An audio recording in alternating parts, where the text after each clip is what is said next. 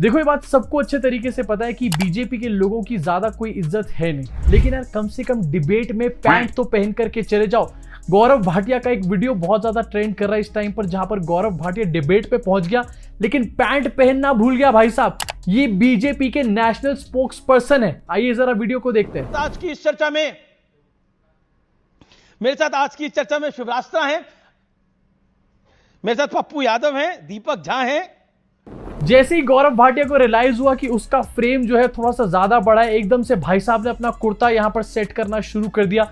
अपने कुर्ते से अपनी टांगों को ढका जा रहा है। अब देखो ये कोई बहुत बड़ी बात नहीं है, ऐसा हो सकता है ये घर में चड्डी पहन करके बैठा हो और इसको यहां पर डिबेट में बुला लिया गया हो, लेकिन ये लोग अपने आप को सबसे संस्कारी बोलने का काम करते हैं। एंड ये वही लोग हैं जो और लोगों को टारगेट करते हैं ऐसी चीजों के ऊपर। सोचो अगर कांग्रेस का कोई बंदा यहाँ पर पहुंच चुका होता चड्डी पहन कर किसी डिबेट में, तो अभी तक पूरे सोशल मीडिया पे आपको यही देखने को मिल रहा होता। वैसे जिस तरीके से लोग हेडलाइंस को डाइवर्ट करने का काम करते हैं, कोई बड़ी बात नहीं है, ये इंटेंशनली यहाँ पर चड्डी पहन करके गया हो। वैसे एक बार जरा दोबारा दिखाना चाहता हूँ, आप मुझे बताओ, मैं कंफ्यूज हूँ पूरी तरीके से, चड्डी भी पहनी है या नहीं पहनी है। देखो आज की इस चर्चा में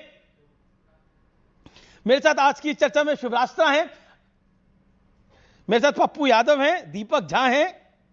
अबे चड्डी पहन के बैठा, कम से कम पैर तो मत खोल के बैठ। पैर भी खोलूंगा, चड्डी भी पहनूंगा। जूम करके अभी तक आपने देख लिया होगा चड्डी है या नहीं, मैं बहुत कंफ्यूज हूं। इसके अलावा अमीश देवगन भी यहाँ पर गौरव भाटिया को इंट्रोड्यूस कराने के बाद 2 सेकंड का पॉज लेता है एंड थोड़ा सा हंसने का काम करता है। मतलब अमीश देवगन भी बीजेपी के स्पोक्स पर्सन के ऊपर हंस रहा है। तालियां हो जाए भाई साहब इनके संस्कारों के लिए, चड्डी संस्कार। आज की इस चर्चा में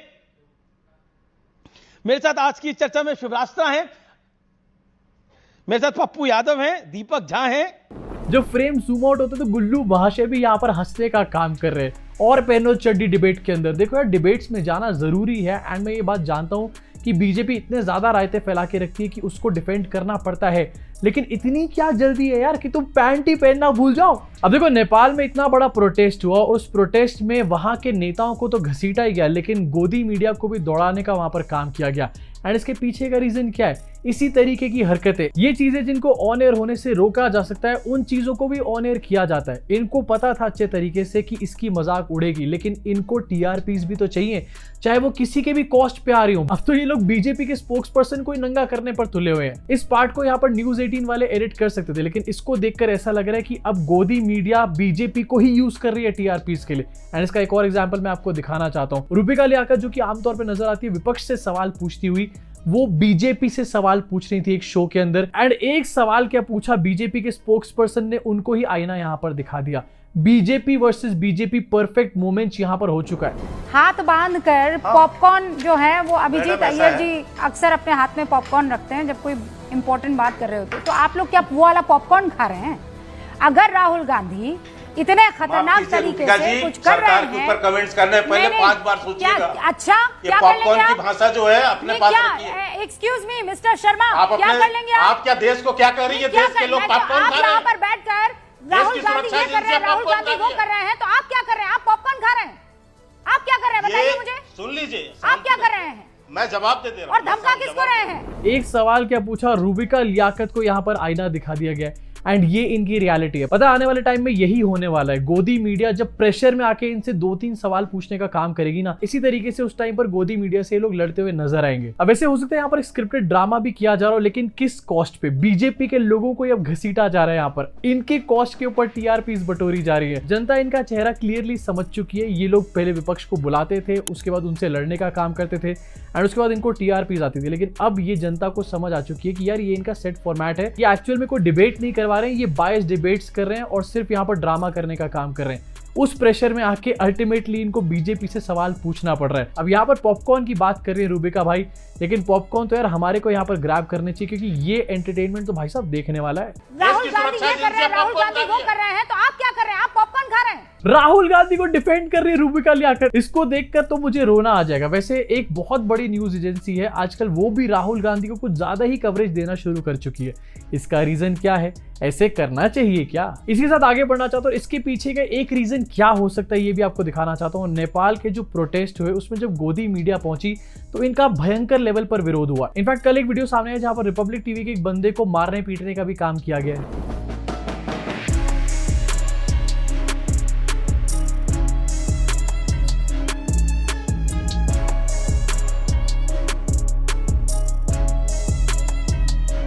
अब इस बंदे ने जो थप्पड़ खाए हैं मुझे यहाँ पर बुरा लग रहा है। ये रिपब्लिक का बंदा है लेकिन मुझे इसके लिए बुरा लग रहा है एंड मैं आपको समझाता हूँ क्यों।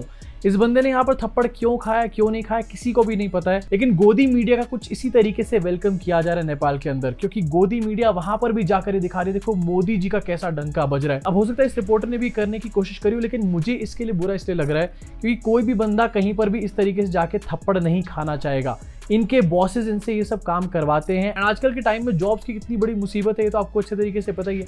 मोदी जी ने 2 करोड़ जॉब्स पर ईयर दिलवा दी हैं, तो लोगों को अपनी जॉब्स बचाने के लिए ऐसी हरकतें करनी पड़ती हैं। अब हो सकता है ये बंदा ये चीज ना भी करना चाह रहा हो, लेकिन अर्नब गोस्वामी जैसे जो मालिक हैं, जो गिद्ध की तरह न्यूज रूम के अंदर बैठे हुए हैं, देश को बंटवारा करने का काम कर रहे हैं, वो इनसे ऐसी हरकतें करवाते हैं। और अगर इस बंदे को थप्पड़ पड़ने के लिए कोई बंदा कसूरवार है तो अर्नब गोस्वामी है और कोई नहीं है। इनफैक्ट एक और वीडियो सामने, नेपाल से क्या भयंकर लेवल का स्वागत किया जा रहा है भाई नेपाल में लोगों का। थोड़े दिन के लिए यहाँ पर रुक जाओ, हमारे देश में भी कुछ ऐसा ही स्वागत इनका यहाँ पर किया जाएगा, ताली थाली बजा के।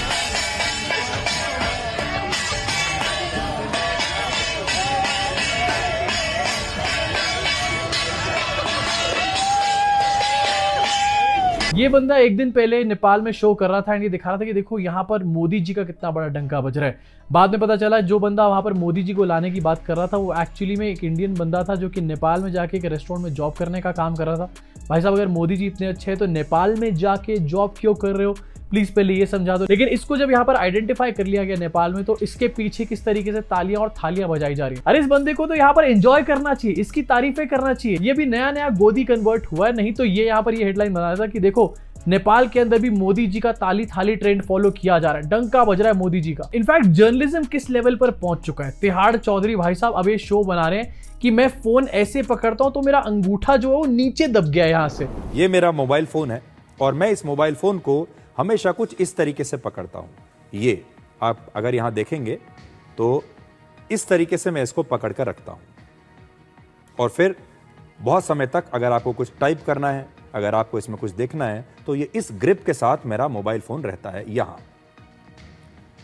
आप ये प्रयोग अपने ऊपर भी करके देखिएगा। कुछ समय के बाद मुझे ऐसा लगा कि मेरी उंगली में यहां दर्द रहने लगा और जब मैंने अपनी उंगली को यहां से पकड़ा तो मुझे ऐसा लगा कि शायद इस उंगली की जो हड्डी है वो यहां से नीचे दब चुकी है। अगर आप देखेंगे उंगली की हड्डी का तो पता नहीं, लेकिन दिमाग तो डेफिनेटली सर आपका यहां पर दब चुका है। प्राइम टाइम पर इस तरीके की बातें करी जा रही है हमारे मीडिया में।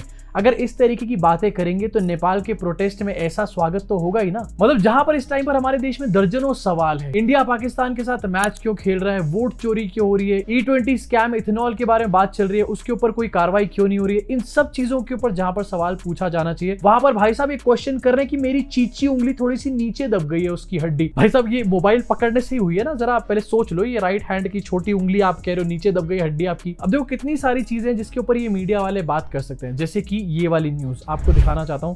जीएसटी के रेट्स कट डाउन हो गए एंड ये हमारे को पता था। अब इसको लेकर के मिनिस्ट्री ने एक ऑर्डर जारी करा और ये कहा है कि जितने भी ऑटोमोबाइल के शोरूम्स हैं उनको एक रेट कट का यहाँ पर पोस्टर लगाना है एंड इसमें यहाँ पर मोदी जी की फोटो भी होनी चाहिए। मतलब अगर आप गाड़ी खरीदने जाओगे वहां पर आपको गाड़ी पर डिस्काउंट मिलेगा तो वो गाड़ी पर डिस्काउंट मोदी जी ने दिलाया है, वहां पर थैंक यू मोदी जी बोल के हाथ जरूर जोड़कर आना मोदी जी के। अब बहुत ही वियर्ड सी बात यहाँ पर मुझे लग रही है, यहाँ पर दिखाया जा रहा है कि मोदी जी ने टैक्स के प्रकोप से बचा लिया, लेकिन ये टैक्स का प्रकोप डाला किसने था।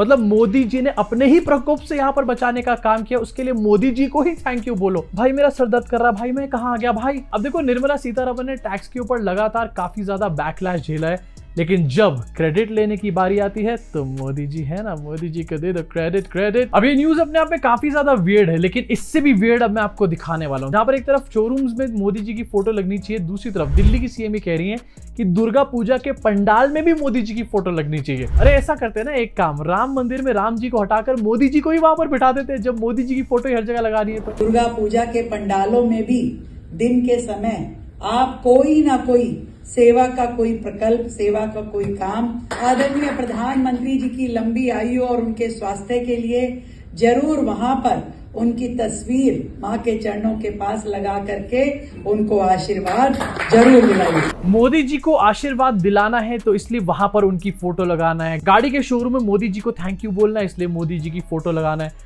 मोदी जी अपनी फोटो देख देख कर थक नहीं जाते क्या? मुझे तो लगता है बीजेपी के अपने कोर वोटर्स भी मोदी जी को देख देख कर पक चुके होंगे, लेकिन क्या करें यार, मोदी जी हट गए तो इनकी सरकार चली जाएगी, इनको ये बात अच्छे तरीके से पता है। इस चीज को लेके काफी ज्यादा बैकलैश भी यहाँ पर मिल रहा है रेखा गुप्ता को, लेकिन कौन सी नई बात है, रेखा गुप्ता को बैकलैश की आदत है। जब तक उनको बैकलैश नहीं मिलता तब तक उनको खाना हजम नहीं होता है। इसके अलावा एक और न्यूज है जो कि मीडिया को कवर करनी चाहिए। अभी रिसेंटली हमने देखा कि आईटी सेल वाले एक नैरेटिव चला रहे थे कि देखो कुछ लोग ऐसे हैं इंडिया में जो नेपाल जैसे प्रोटेस्ट इंडिया में कराना चाहते हैं। यस, कुछ लोग ऐसे हैं इंडिया में, एंड एक से मैं भी आपको मिलवाना चाहता हूं। ये है बीजेपी के अपने नेता, इनका नाम है अरुण सिंह, एंड थोड़े दिन पहले इन्होंने ये अर्ज किया था कि बंगाल में भी नेपाल जैसे प्रोटेस्ट होने चाहिए। मैं फिर कह रहा हूं, बंगाल में भी नेपाल की तरह व्यापक विद्रोह के जरिए भ्रष्ट सरकार को उखाड़ फेंकना चाहिए। नेपाल के 18 से 30 साल के युवाओं ने जो साहस दिखाया है वही साहस बंगाल के बच्चों को भी दिखाना चाहिए। बीजेपी का अपना नेता यहाँ पर नेपाल जैसे प्रोटेस्ट की बात कर रहे हैं, लेकिन आईटी सेल वाले नहीं। हम अर्पित को टारगेट करेंगे ना, यहाँ पर अर्पित है हमारे लिए सॉफ्ट टारगेट। अब मीडिया चाहता तो इस न्यूज को कवर कर सकता था, लेकिन इस न्यूज को कवर नहीं किया गया। सोशल मीडिया पे जो फर्जी नैरेटिव चलाया जा रहा है कि इंडिया में कुछ लोग ऐसा चाहते हैं, इनफैक्ट रूबिका लियाकत ने तो बकायदा शो किया इसके ऊपर कि देखो समाजवादी पार्टी के नेता तो नेपाल जैसे हालात इंडिया में बनाना चाहते हैं, लेकिन उससे पहले बीजेपी के नेता का भी तो स्टेटमेंट आया था, इसको क्यों नहीं दिखाया गया? दिस क्लियरली शोज कि इनका बायस कितना ज्यादा तगड़ा है, ये लोग किस तरीके से नैरेटिव चलाने का काम करते हैं, नेपाल को किस तरीके से लोग डिफेम करने का काम कर रहे थे, नेपाल के जेनजीज को पूरी तरीके से ये लोग एक्सपोज हो चुके हैं यहाँ पे। अब इतनी सारी उल्टी हरकतों के बाद अगर नेपाल में इनका इतना भव्य स्वागत नहीं होता तो आखिरकार और क्या होता? वैसे देखने वाली बात अब यहाँ पर ये कि नेपाल में तो हो चुका है, लेकिन इंडिया में अगर कोई ऐसा प्रोटेस्ट होता है, नॉन वायलेंट प्रोटेस्ट की यहाँ पर मैं बात कर रहा हूँ, किसी भी तरीके की कोई वायलेंस की यहाँ पर डिमांड नहीं कर रहा, ना ही मैं कभी भी चाहता हूँ हमारे देश में कोई भी वायलेंस हो, लेकिन अगर कोई ऐसा प्रोटेस्ट हमारे देश में होता है जो कि जेनजीज करते हैं करप्शन के अगेंस्ट शांतिपूर्ण तरीके से, तो उस टाइम पर मीडिया का क्या हाल होगा? आपको क्या लगता है? कमेंट सेक्शन में अपनी भड़ास तो जरूर निकालना। यहाँ पर मैं आपसे मुलाकात करूंगा इस चैनल के अगले वीडियो में। और हाँ, पाकिस्तान के साथ हम लोग मैच खेलने जा रहे हैं। ये वही लोग हैं जो कि ऑपरेशन सिंदूर के नाम पे वोट मांग रहे थे, जरा सी भड़ास उसके ऊपर भी निकाल के जाना।